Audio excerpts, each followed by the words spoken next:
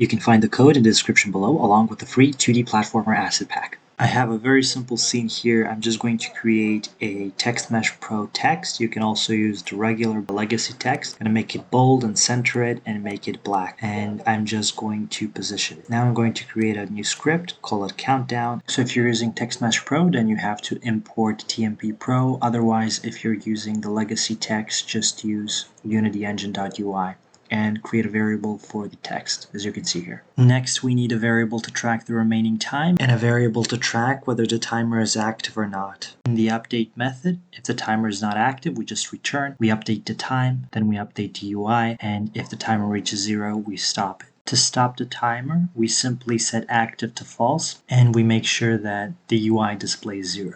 And finally, the update UI method is fairly simple. If we have 5 seconds left on the clock, we set the color of the text to yellow. If we have 0 seconds left on the clock, we set the color of the text to red. And finally, we handle the formatting to show minutes and seconds. These are all of the custom format specifiers available in C#, the most important being the hour, minute, second, and millisecond. If you use double characters, it will show the leading 0, otherwise it will not show the leading 0. Now you just have to attach the script and the references and you're good to go.